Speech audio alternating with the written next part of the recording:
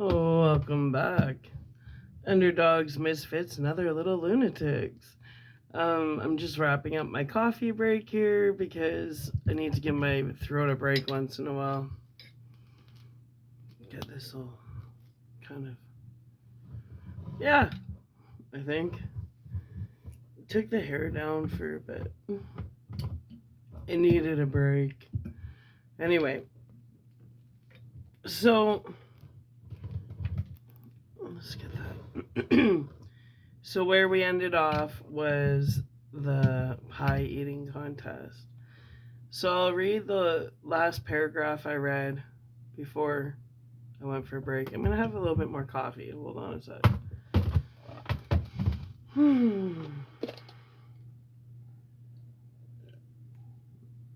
Mm-hmm. Yeah.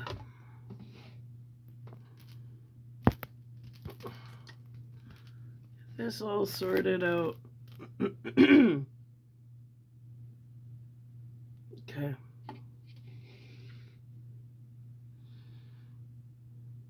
Okay. I'm ready. I believe. I'm sorry I chew gum, but it keeps my saliva going for reading. That's the reason why I do it. Just saying.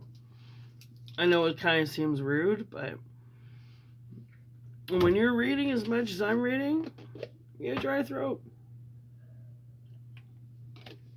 All right. Well, let's get into it. So,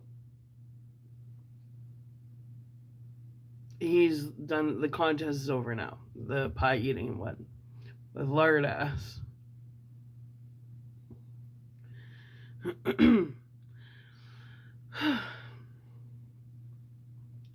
I declare this contest a draw. Then he puts the milk down, walks off the back of the platform, and goes straight home. His mother's there, no account of she couldn't get a. What? His mother's there on account of she couldn't get a babysitter for Lard Ass's little sister, who was only 2. And as soon as he comes in, all covered with puke and pie drool, still wearing his bib, she says, "Davy, did you win?" But he doesn't say a fucking word, just goes upstairs to his room, locks the door, and lays down on his bed. I downed the last swallow in Chris's Coke and tossed it into the woods. "Yeah, that's cool. Then what happened?" Teddy asked eagerly. "I don't know." "What do you mean, you don't know?" Teddy asked. "It means it's the end. When you don't know what happens next, that's the end." "What?" Vern cried. There was an upset, suspicious look on his face, like he thought maybe he just got rooked playing penny up bingo at the Top Sham Fair. "What's all this happy crap? How did it come out?" "You have to use your imagination," Chris said patiently. "No, I ain't," Vern said angrily. "He's supposed to use his imagination. He made up the fucking story."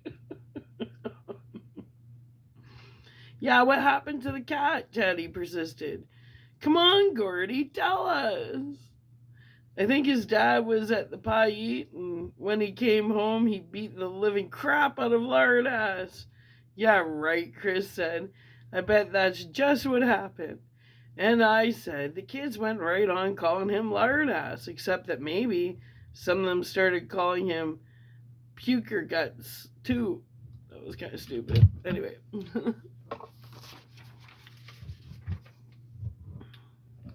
So, use your imagination. Leave it up to the imagination to write so many different endings to Lard Ass's story. That's what I was talking about during my Rolling Stones effect video. Interesting how, I don't know, synchronicity is amazing. Anyway, that ending sucks, Teddy said sadly. That's why I didn't want to tell it. You could have made it so he shot his father and ran away and joined the Texas Rangers, Teddy said. How about that? Chris and I exchanged a glance. Chris raised one shoulder in a barely perceptible shrug. I guess so, I said. Hey, you got any La Dio stories, Gordy? Not just now. Maybe I'll think of some.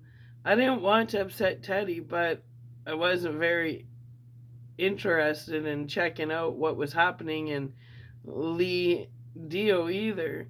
Sorry you didn't go for this one better. Nah, it was good, Teddy said. Right up to the end, it was good. All that puking was really cool. Yeah, that was cool. Really gross, Vern agreed. But Teddy's right about the ending. It was sort of a jib. Yeah, I said and sighed. Chris stood up. Let's do some walking. He said it was still bright daylight. The sky a hot steely blue, but our shadows had begun to trail out long. I remember that kid. September days always seemed to end much too soon, catching me by surprise. It was as if something inside my heart expected it to always be June, with daylight lingering in the sky until almost 9:30. What time is it, Gordy? I looked at my watch and was astonished to see it was after 5. Yeah, let's go, Teddy said. But let's make camp before dark so we can see to get wood and stuff. I'm getting hungry too. 6:30, Chris promised. Okay with you guys. It was. We started to walk again using the cinders beside the tracks now. Soon the river was so far behind us we couldn't even hear its sound. Mosquitoes hummed, and I slapped one off.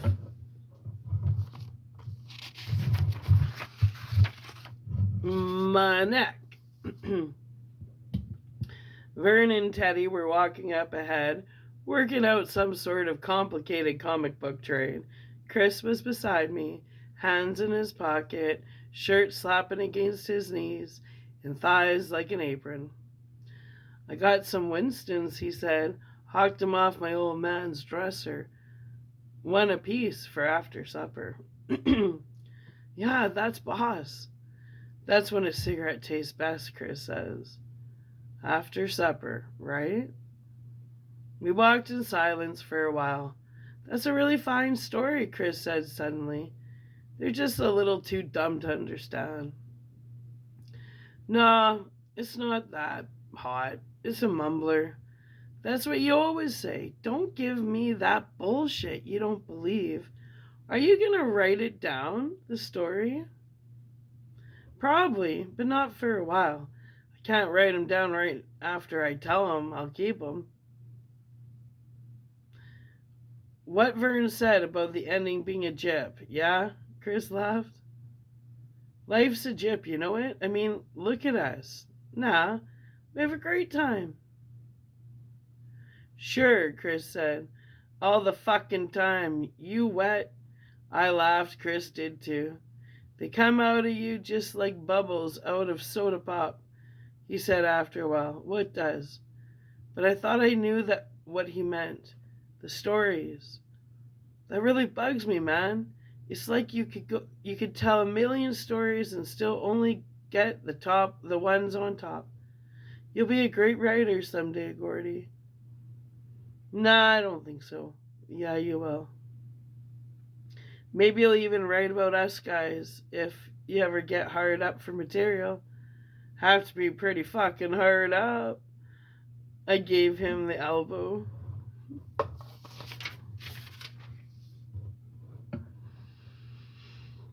There was another period of silence, and then he asked suddenly, You ready for school?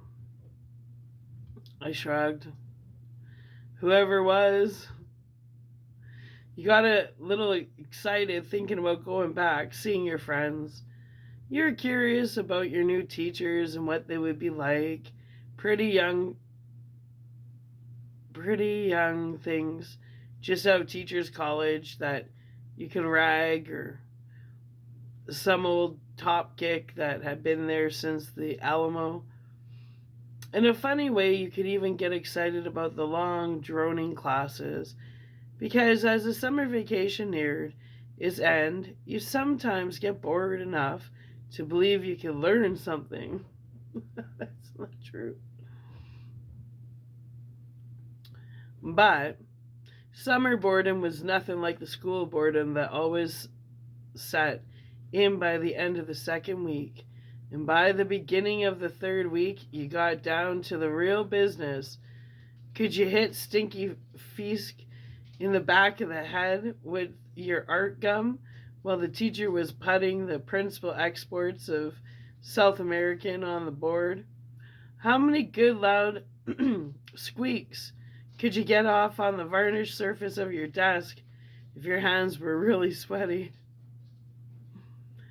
Who could cut the loudest farts in the locker room while changing up for phys ed? How many girls could you get to play Who Goosed the Moose during lunch hour? Higher learning, baby. Junior high, Chris said. And you know what, Gordy? By next June, we'll all be quits. What are you talking about? Why would that happen? It's not going to be like grammar school. That's why. You'll be in the college courses. Me, Teddy, and Vern will be in the shop courses, playing pocket pool with the rest of the retards, making ashtrays and birdhouses.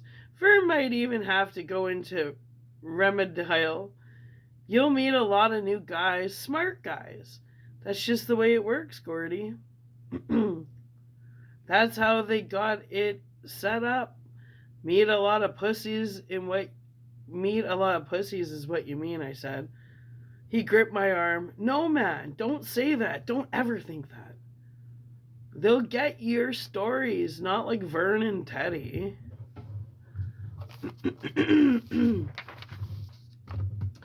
Fuck the stories.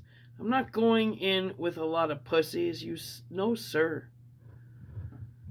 If you don't, then you're an asshole. What's asshole but wanting to be with your friends? He looked at me thoughtfully, as if deciding whether or not to tell me something. We have slowed you down. Vern and Teddy had pulled almost half a mile ahead. The sun, lowered now, came at us through the overlacing trees and broken, dusty shafts, turning everything gold. But it was a tawdry gold, dime store gold, if you can dig that. The tracks stretched ahead of us in the gloom that was just starting to gather. They seemed almost to twinkle. Star pricks of light stood out on them here and there, as if some nutty rich guy, masquerading as a common laborer, had decided to embed a diamond in the steel every 60 yards or so. It was still hot. The sweat rolled off us, slicking our bodies. It's asshole if your friends can drag you down, Chris said finally. I know about you and your folks. They don't give a shit about you. Your big brother was the one they cared about. Like my dad, when Frank got thrown into the stockade in Portsmouth, that was when he started always being mad at us, other kids, and hitting us all the time. Your dad doesn't beat on you, but maybe that's even worse. He's got you asleep. You could tell him you were enrolling in the fucking shop division, and you know what he'd do? He'd turn to the next page in his paper and say, well, that's nice, Gordon. Go ask your mother what's for dinner. And don't try to tell me different. I've met him. I didn't try to tell him different. It's scary to find out that someone else, even a friend, knows just how things are with you. You're just a kid, Gordy. Gee, thanks, Dad. I wish to fuck I was your father, he said angrily. You ain't go around talking about taking those stupid shop courses if I was. It's like God gave you something, all those stories you can make up, and He said, this is what we got for you, kid. Try not to lose it. But kids lose everything unless someone looks out for them. And if your folks are too fucked up to do it, then maybe I ought to. His face looked like he was expecting me to take a swing at him. It was set and unhappy in the green gold late afternoon light. He had broken the cardinal rule for kids in those days. You could say anything about another kid. You could rank him to the dogs and back, but you didn't say a bad word ever about his mom and dad. That was the fabled automatic, the same way not inviting your Catholic friends home for dinner on Friday, unless you checked first to make sure you weren't having meat, was the fabled automatic. If a kid ranked out your mom and dad, you had to feed him some knuckles. Those stories you tell, they're no good to anybody but you, Gordy. If you go along with us just because you don't want the gang to break up, you wind up just another grunt making C's to get on the teams. You'll get to high and take the same fucking shop classes and throw erasers and pull your meat along with the rest of the grunts. Get detentions, fucking suspensions.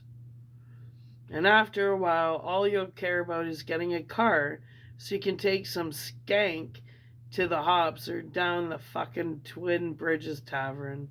Then you'll knock her up and spend the rest of your life in the mill or some fucking shoe shop in Auburn, or maybe up in the Hillcrest plucking chickens. And that pie story will never get written down. Nothing will ever get written down, 'cause you'll just be another wise guy with shit for brains. Chris Chambers was 12 when he said all that to me. But while he was saying it, his face crumpled and folded into something older, oldest, ageless. He spoke tonelessly, colorlessly, but nevertheless, what he said struck terror into my bowels. It was as if he lived that whole life already, that life where they tell you to step right up and spin the wheel of fortune, and it spins so pretty. And the guy steps on a pedal and it comes up double zeros. House number, everybody loses. They give you a free pass and then they turn on the rain machine. Pretty funny, huh? A joke even Vern Tessio could appreciate. He grabbed my naked arm and his fingers closed tight. They dug grooves into my flesh. They ground at the bones. His eyes were hooded and dead, so dead, man, that he might have just fallen out of his own coffin. I know what people think of my family in this town. I know what they think of me and what they expect. Nobody even asked me if I took the milk money that time. I just got a 3-day vacation. Did you take it? I asked. I had never asked him before, and if you had told me, if you had told me I ever would, I would have called you crazy. The words came out in a little dry bullet. Yeah, he said. Yeah, I took it. He was silent for a moment, looking ahead at Teddy and Vern. You knew I took it. Teddy knew. Everybody knew. Even Vern knew, I think. I started to deny it and then closed my mouth. He was right. No matter what I might have said to my mother and father about how a person was supposed to be innocent until proved guilty, I had known. Then maybe I was sorry and tried to give it back, Chris said. I stared at him, my eyes widening. You tried to give it back? Maybe, I said. Just maybe. And maybe I took it to old lady Simmons and told her, and maybe the money was all there, but I got a 3-day vacation anyway. Because the money never showed up. And maybe the next week old lady Simmons had this brand new skirt on when she came to school. I stared at Chris, speechless with horror. He smiled at me, but it was a crimped, terrible smile that never touched his eyes. Just maybe, he said, but I remembered the new skirt, a light brown paisley, sort of full. I remembered thinking that it made old Lady Simmons look younger, almost pretty. Chris, how much was the milk money? Almost $7. Christ, I whispered. So just say that I stole the milk money, but then old Lady Simmons stole it from me. Just suppose I told that story. Me, Chris Chambers, kid brother Frank Chambers, and Eyeball Chambers. You think anybody would have believed it? No way, I whispered. Jesus Christ. He smiled his wintry, awful smile. And do you think that bitch would have dared try something like that if it had been one of those douchebags from up on The View that had taken the money? No, I said. Yeah, and if it had been one of them, Simmons would have said, KK, we'll forget it this time, but we're going to spank your wrist real hard, and if you ever do it again, we'll have to spank both wrists. But me? Well, maybe she had her eye on that skirt for a long time. Anyway, she saw her chance, and she took it. I was the stupid one for even trying to give that money back, but I never thought that a teacher... Oh, who gives a fuck anyway? Why am I even talking about it? He wiped an arm angrily across his eyes, and I realized he was almost crying. Chris, I said, why don't you go into the college courses? You're smart enough. They decide all of that in the office and in their smart little conferences. The teachers, they sit around in this big circle jerk and all they say is, yeah, right. And they give you a fuck about is whether you behave yourself in grammar school and what the town thinks of your family. Man, things haven't changed. All they're deciding is whether or not you'll contaminate all those precious college course douchebags. But maybe I'll try to work myself up. I don't know if I could do it, but I might try. Because I want to get out of Castle Rock and go to college and never see my old man or any of my brothers again. I want to go someplace where nobody knows me and I don't have any black marks against me before I start. But I don't know if I can do it. And I know that feeling. That's why I went to BC. That's why I went to Medicine Hat. I can relate to that. I can relate to Chris Chambers. Okay. Why not? People drag you down. Who? I asked, thinking he must mean the teachers or adult monsters like Miss Simmons who had wanted a new skirt, or maybe his brother Eyeball who hung around with Ace and Billy and Charlie and the rest, or maybe his own mom and dad.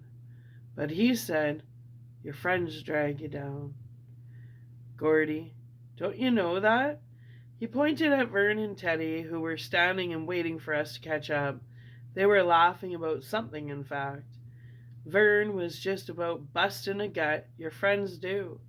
They're like drowning guys that are holding onto your legs. You can't save them. You can only drown with them. Come on, you fucking slowpokes, Vern shouted, still laughing. Yeah, coming, Chris called, and before I could say anything else, he began to run. I ran too, but he caught up to them before I could catch up to them. Have a little sip of coffee.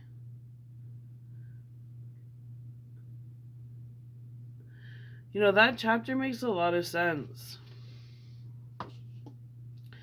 And, you know, I think about that, like, life is impersonal and sometimes you gotta leave people behind because you're on different timelines.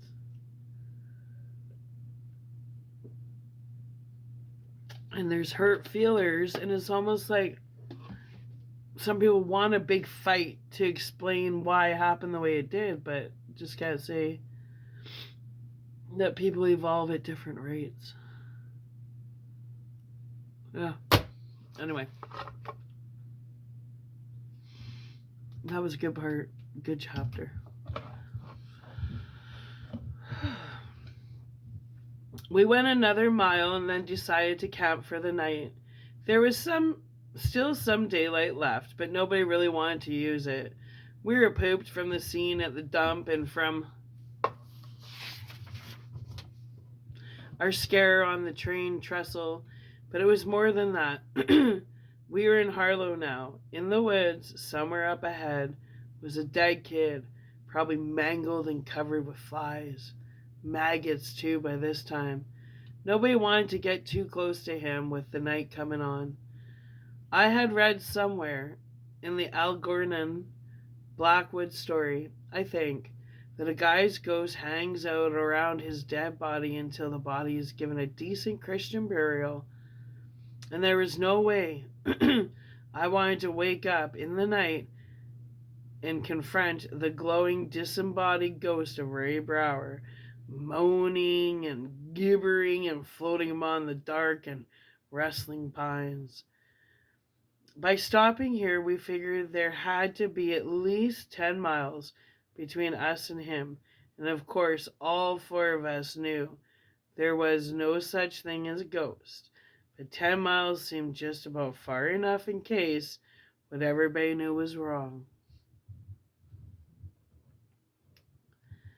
Vern, Chris, and Teddy gathered wood and got a modest little campfire going on a bed of cinders.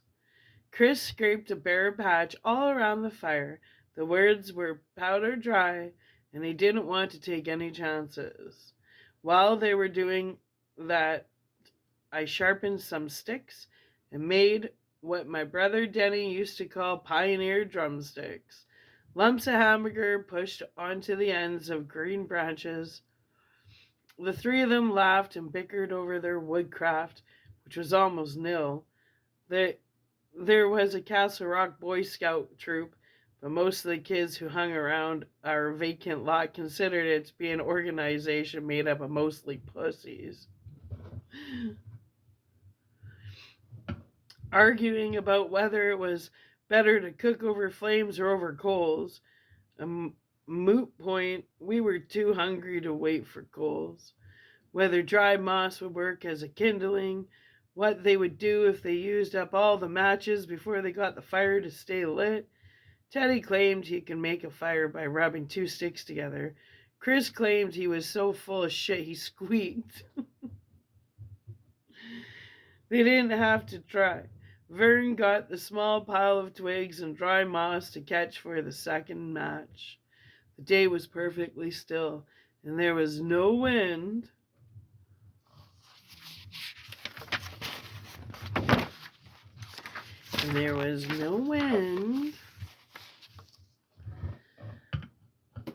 What?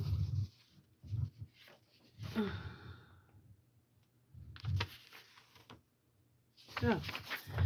And there was no wind to puff out the light. We all took turns feeding the thin flames until they began to grow stouter on wished chunks of wood, fetched from an old dreadfall some 30 yards into the forest. When the flames began to die back a little bit, I stuck the sticks holding the pioneer drumsticks firmly into the ground at an angle over the fire. We sat around watching them as they shimmered and dripped and finally began to brown. Our stomachs made pre-dinner conversations. Unable to wait until they were really cooked, we each took one of them, stuck it in a roll, and yanked the hot stick out of the center. They were charred outside, raw inside. Ooh. And totally delicious. Ooh. We wolfed them down and wiped the grease from our mouths with our bare arms. Chris opened his pack and took out a tin Band-Aids box. The pistol was way at the bottom of his pack. Because he hadn't told Vern and Teddy, I guess it was to be our little secret. He opened it and gave each of us a battered Winston. We lit them with flaming twigs from the fire and then leaned back, men of the world, watching the cigarette smoke drift away in the soft twilight. None of us inhaled because we might cough, and that would mean a day or two of ragging from the others. And it was pleasant enough just to drag and blow, hawking into the fire to hear the sizzle. That was the summer I learned how you can pick out someone who is just learning to smoke. If you're new at it, you spit a lot. We were feeling good. We smoked the Winstons down to the filters, then tossed them into the fire. Nothing like a smoke after a meal, Teddy said. Fucking A, Vern agreed. Crickets had started to hum. In the green gloom, I looked up at the lane of sky visible through the railroad cut and saw that the blue was now bruising towards purple. Seeing that outrider of twilight made me feel sad and calm at the same time, brave but not really brave, comfortably lonely, comfortably numb. That's a good song. Good old Floyd. Alright. We trumped down a flat place in the underbrush beside the embankment and laid out our bedrolls. Then, for an hour or so, we fed the fire and talked. The kind of talk you can never quite remember once you get past 15 and discover girls. Ooh. We talked about who was the best dragger in Castle Rock, if Boston could maybe stay out of the cellar this year, and about the summer just past. Teddy told about the time he had been at White's Beach in Brunswick, and some kid had hit his head while driving off the float and almost drowned. We discussed at some length the relative merits of the teachers we had had. We agreed that Mr. Brooks was the biggest pussy in Castle Rock Elementary. He would just about cry if you sassed him back. On the other hand, there was Mrs. Cote, pronounced Cody. She was just about the meanest bitch God had ever set down on the earth. Vern said he had heard she had hit a kid so hard 2 years ago that the kid almost went blind. I looked at Chris, wondering if he would say anything about Mrs. Simmons, but he didn't say anything at all. And he didn't see me looking at him. He was looking at Vern and nodding soberly at Vern's story. We didn't talk about Ray Brower as the dark drew down, but I was thinking about him. There's something horrible and fascinating about the way dark comes to the woods. It's coming unsoftened by headlights or street lights or house lights or neon. It comes with no mother's voices calling for their kids to leave off and come on in now, to herald it. If you're used to the town, the coming of the dark in the woods seems more like a natural disaster than a natural phenomenon. It rises like the Castle River rises in the spring. And as I thought about the body of Ray Brower in this light, or lack of it, what I felt was not queasiness or fear, that he would suddenly appear before us, a green and gibbering banshee, whose purpose was to drive us back the way we had come before we could disturb its peace. But a sudden and unexpected wash of pity that he should be so alone and so defenseless in the dark that was now coming over our side of the earth. If something wanted to eat on him, it would. His mother wasn't here to stop that from happening, and neither was his father, nor Jesus Christ in the company of all the saints. He was dead, and he was all alone, flung off the railroad tracks and into the ditch. And I realized that if I didn't stop thinking about it, I was going to cry. So I told a Ladeo story made up on the spot and not very good. And when it ended, as most of my Ladeo stories did, with one lone American dog face coughing out a dying declaration of patriotism and love for the girl back home into the sad and wise face of the platoon sergeant. It was not the white, scared face of some PFC from Castle Rock or White River Junction I saw in my mind's eye, but the face of a much younger boy already dead. His eyes closed, his features troubled, a rill of blood running from the left corner of his mouth to his jawline, and in the back of him, instead of the shattered shops, the churches of my Ladeo dreamscape, I saw only dark forest and the cindered railway bed bulking against the starry sky like a prehistoric burial mound. I really like how well they made the movie so close to the book, because as I'm reading this, I'm watching the movie in my mind, and the experience of reading this book, what a good experience. I'm really enjoying this read. So I hope you're enjoying hearing it too. If you haven't seen Stand By Me, I'm assuming most people have, watch it. I think maybe hearing the book first and then watching it, you'll probably appreciate the movie more. Because I know I'm really excited to watch the movie again now that I'm reading the book. Yeah. Well, Underdogs, Misfits, and Other Little Lunatics. Thanks for chilling with me here on Boxing Day of 2025 as we're rolling into 2026. That's pretty exciting.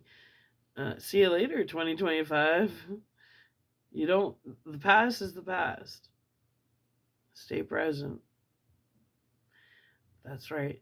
Because you got to remember, the reason why it's so important to stay in the present is because the present was once the future and becomes the past. The present always becomes the past. But the present is always the future of the past. Ooh, trippy, right? Yeah. I see life differently, that's for sure. Anyway, love you. Mwah. Okay. Underdogs, Misfits, and Other Little Lunatics. Stick with me for this journey. This is a good one.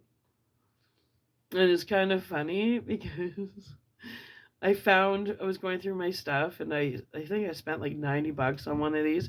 It's like the real fur, those like John Candy wore, like the hat from Great Outdoors or whatever, where it has the flaps. And I don't know why, but I found it and I bought it from Mark's Work Warehouse probably 10 years ago. Winters get cold. I don't care what I look like. I have fun. I really do have fun dressing up. Maybe I'm a shock factor person. I don't know. I just have fun. Life, I play. Life's short. Tomorrow's not promised. You better enjoy today. Well, anyways, I came across that flapper hat, like the Fargo hat. And the first thing that came to mind, and I couldn't figure out why, was Pet Sematary. And then so I looked at Pet Sematary cast and images. And the old man where he gets his Achilles tendon sliced, ugh, that'd be horrible. He's wearing one of those hats. And I'm like, that's what triggered me. So I was kind of giggling. And I'm like, I kind of like it if I'm picking a book out. I've decided I like to pick a character and maybe read the book as that character. Just why not, right? So, but I thought about that when I was having my saltwater bath. I'm like, become one of the characters. It's kind of fun. Makes the story fun. Well, anyways. So when I came across that, like, flappy ear hat, I don't know what you call it.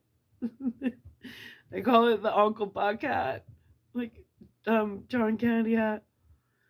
But when I came across it, I instantly thought of Pet Sematary.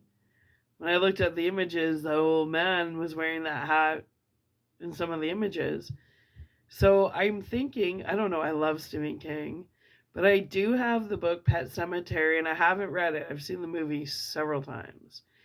But we might actually, after Stand By Me, because I want to wear my hat. I like hats. That hat just made me giggle.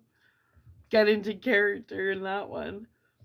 And I think we might do Pet Sematary because that's a good little thriller, right? So, what is it today? I think we're on Friday? I don't know. Doesn't matter. But, no. I don't know. Anyway, I think we have. How long is this book here? Let's see.